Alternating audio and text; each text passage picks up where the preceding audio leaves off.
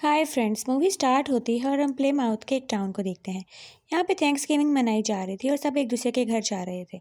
यहाँ sheriff manager के घर आता है जो कि उसके साथ सेलिब्रेट करने वाला था थैंक्सगिविंग को। लेकिन उसको वहाँ से जाना पड़ता है क्योंकि राइट मार्ट जो कि सबसे बड़ा मार्ट था यहाँ का, वहाँ पे 9/11 की कल की सेल लगने वाली थी। अब यहाँ हम जेसिका को देखते हैं जिसके फादर का वो मार्ट था। वो टाउन के सबसे अमीर आदमी थे और यहाँ अमीरों की थैंक्सगिविंग हो रही थी। बच्चे बोर हो रहे होते हैं तो वो कहते हैं हम यहाँ से जा रहे हैं और मैनेजर भी अपने घर से निकल जाता है क्योंकि उसकी ड्यूटी थी सिक्योरिटी की। और अब सब लोग वहाँ जमा हो रहे थे राइट मार्ट पर क्योंकि आज वहाँ पे सबसे बड़ी सेल स्टार्ट होने वाली थी 9/11 की। अब हम देखते हैं लोग यहाँ पे बहुत भगदड़ मचा के बैठे हुए थे, पूरा टाउन यहाँ इकट्ठा हुआ हुआ था। सब ने सोचा हुआ था कि उन्होंने क्या-क्या लेना है और वो सिक्योरिटी वालों को बहुत तंग कर रहे थे। सिक्योरिटी के मेंबर्स सब जमा थे क्योंकि ब्लैक फ्राइडे की एक सुपर सेल थी, जिसका फ़ायदा वहाँ टाउन में मौजूद हर किसी को मनाना था। मैनेजर भी यहाँ पे फुल अलर्ट थे और ये हम जेसिका को देखते हैं जो वहाँ पे अपनी पार्टी में बहुत बोर हो रही थी। तो वो अपने फ्रेंड्स के साथ थैंक्सगिविंग सेलिब्रेट करने के लिए अपनी गाड़ी पर निकल जाती है। ये लोग जैसे ही निकलते हैं, जेसिका का एक फ्रेंड कहता है कि मुझे फ़ोन लेना है और तुम्हारे फादर के मार्ट पर तो सेल लगने वाली है, बहुत ही कमाल। चलो चलते हैं, सब लोग वहाँ पर शॉपिंग कर लेंगे। अब जेसिका कहती है कि अच्छा प्लान नहीं है क्योंकि वहाँ बहुत रश होने वाला है। लेकिन वो कहते हैं कि हम एन्जॉय करेंगे, हम तो सबसे पहले अंदर जा सकते हैं, बाकी सब बाद में आएँगे, हम पहले लेकर फ़ारिग हो जाएँगे। अब जेसिका अपने फादर से बात कर चुकी थी और उनको मार्ट में जाने की पहले ही परमिशन थी। यहाँ उसका एक और फ्रेंड उसको मिलता है जिसको भी अंदर जाने की बहुत जल्दी थी। अब यहाँ हम शेरिफ को देखते हैं जो वहाँ पर आ गए थे और यहाँ मिच की वाइफ उसके लिए खाना लेकर आती है क्योंकि वो घर से जल्दी निकल आया था। अब यहाँ देखते हैं कि अमीर बच्चे तो मार्ट के अंदर चले गए थे क्योंकि वो तो इस मार्ट के ओनर थे। अब यहाँ पे सिक्योरिटी उनको रोकने की कोशिश करती भी लेकिन कुछ नहीं कर सकती थी। मिच की वाइफ भी यहाँ मौजूद थी और अंदर ये अमीर बच्चे बैठे होते हैं जो कि अपनी अपनी मर्जी से शॉपिंग कर रहे थे और बाहर सबको चिढ़ा रहे थे और बाहर सबका पारा और चढ़ रहा था इनको अंदर देखकर। वो कहते हैं ये क्या बात हुई, ये पहले अंदर क्यों चले गए, और वो सिक्योरिटी वालों को तंग करने लगते हैं और वो अंदर से उनको और तंग कर रहे थे कि हम तो अंदर आ गए, तुम लोग अभी तक बाहर वेट कर रहे हो। इसी वजह से भगदड़ ज़्यादा हो जाती है और सब लोग मेन गेट तोड़कर अंदर जाने की कोशिश करते हैं। जेसिका देख ली जाती है कि सिचुएशन आउट ऑफ कंट्रोल हो गई है। सिक्योरिटी गार्ड भी कुछ बीच में से भाग जाते हैं और यहाँ पर लोग अंदर दरवाज़ा तोड़कर अंदर गिर पड़ते हैं और जैसे ही वो अंदर आते हैं काफ़ी लोग ज़ख्मी होते हैं, इंजर्ड होते हैं, लेकिन एक दूसरे के ऊपर से गुजर के वो सामान लूटने के लिए चले जाते हैं। कितने लोगों की डेथ हो जाती है। हम देखते हैं कि वहाँ पर तूफ़ान का समा था, कोई किसी को नहीं देख रहा था, ना कोई किसी की मदद कर रहा था। यहाँ जेसिका का बॉयफ्रेंड बॉबी, वो किसी की मदद करने जाता है जिसकी वजह से उसका हाथ भी टूट जाता है और यहाँ मिच की वाइफ वो भी बहुत बुरी तरीके से मर जाती है। मिच उसको बचाने की बहुत कोशिश करता है लेकिन नहीं बचा पाता। फिर आकर शेरिफ वहाँ फायरिंग स्टार्ट करता है जिससे सब कुछ अंडर कंट्रोल आता है। अब हम नेक्स्ट ईयर का सीन देखते हैं। नेक्स्ट ईयर सब लोग इस पुराने मैसेकर को याद करके बहुत दुखी थे और कहते हैं कि हम लोग इस दफ़ा थैंक्सगिविंग नहीं मनाएंगे और ना इस तरह की सेल लगनी चाहिए। अब हम देखते हैं शेरिफ को जो एक मार्ट में आता है जहाँ पे वही लड़की होती है जिसने वहाँ पर बहुत तूफान मचाया था। अब यहाँ शेरिफ डिस्कस कर रहे थे कि इस दफ़ा की थैंक्सगिविंग को हमें कैसे संभालना होगा क्योंकि लोग तो यहाँ पर बहुत ज़्यादा पैनिक मचाएंगे और तंग करेंगे।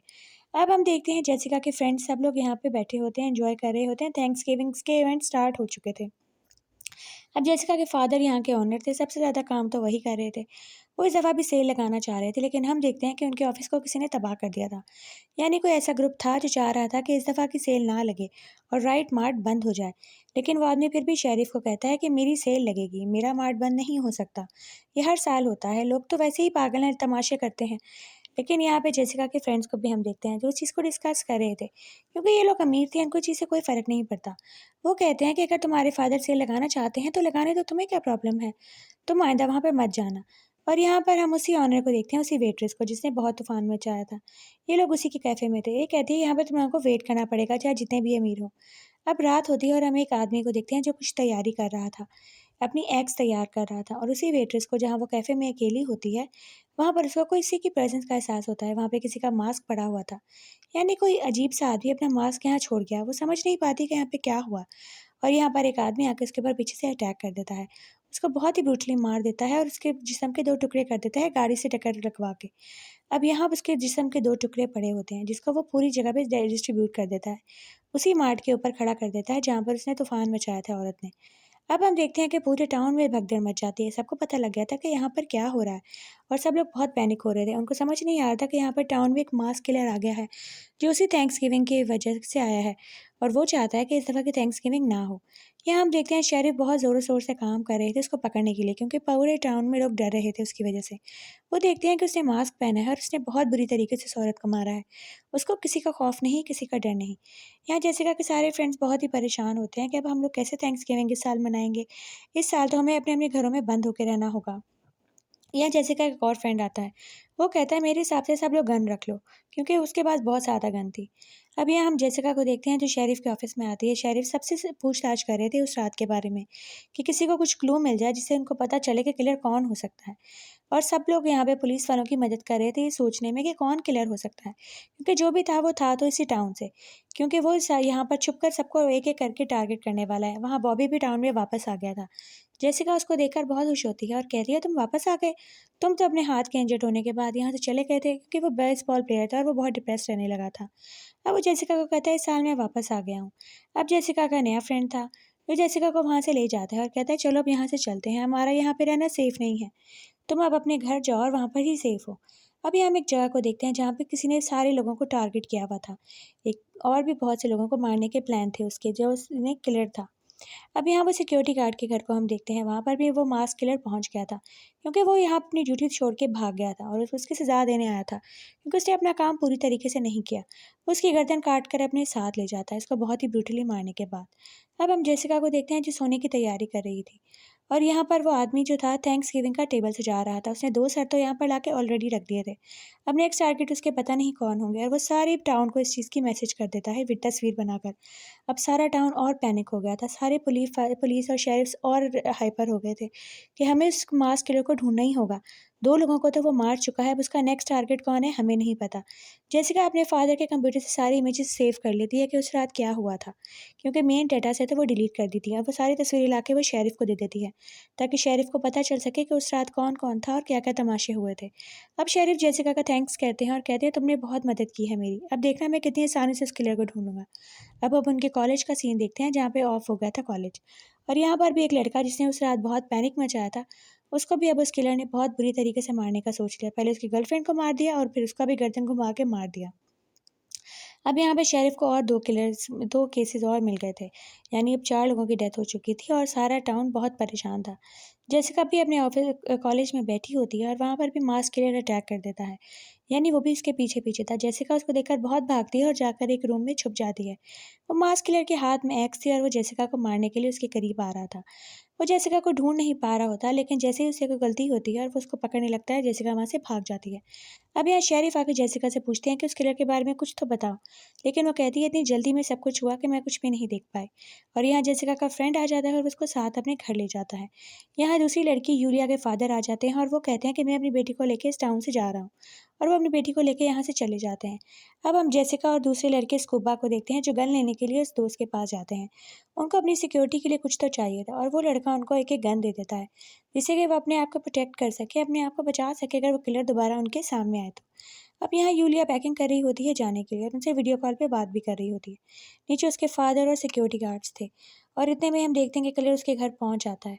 उसके फादर को सबसे पहले बहुत ब्रूटली मार देता है और गार्ड को। अब यूलिया के ऊपर भी अटैक कर देता है और उसको बहुत बुरी तरीके से मार देता है, जो कि वीडियो कॉल के ऊपर जेसिका और स्कूबा देख रहे होते हैं। जब वो अपनी दोस्त को इतनी बुरी तरीके से मरते हुए देखते हैं तो उनको समझ नहीं आती वो क्या करें। वो गाड़ी यूलिया के घर की तरफ घुमाते हैं। जैसे ही वो उसके घर की तरफ पहुंचते हैं, वो मास किलर वहाँ पर मौजूद था। उसने यूलिया को पकड़ा हुआ था ताकि ये लोग उसको मरते हुए अपनी आंखों से देख सकें। अभी तक वो इस चीज़ का वेट कर रहा था। वो लड़का उसके सामने था, लेकिन उसने उसके सामने ही उसकी फ्रेंड यूलिया को बहुत बुरी तरीके से मार दिया। पूरे रूम में उसका खून फैला हुआ था और वो अपनी दोस्त को नहीं बचा पाए। वो समझ ही नहीं पाए कि उनके साथ हुआ क्या। वो इतने खौफ में थे कि उनको कुछ समझ नहीं आ रहा था। यहाँ जेसिका के फादर आते हैं और वो कहते हैं कि हमें इस किलर को अब ढूंढना ही होगा, क्योंकि टाउन के आधे लोग तो वो वैसे ही मार चुका है। जेसिका कहती है हमें उसका शिकार करना होगा। अब परेड आने वाली है थैंक्सगिविंग की, जिस पर हम सारे गाड़ी में बैठ कर जाएंगे, और वो ज़रूर वहाँ पर आएगा हम लोगों को मारने के लिए, मुझे पूरा यकीन है। अब नेक्स्ट डे परेड थी जिस पे सब लोग गाड़ी में बैठ जाते हैं, क्योंकि उनको आज किलर को पकड़ने का एक यही तरीका मिला था। अब इनको अपने आप को खुद सामने शो करना था ताकि वो किलर इनको पकड़ने के लिए आए, और शेरिफ सब लोग तैयार थे उसको पकड़ने के लिए।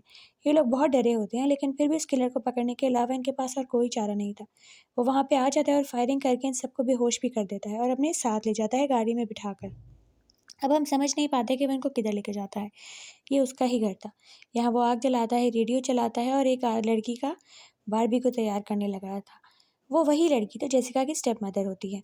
उसको उसने एक टेबल पे लिटाया होता है, उनके ऊपर ऑलिव ऑयल लगा रहा था क्योंकि उनको उसने रोस्ट करना था।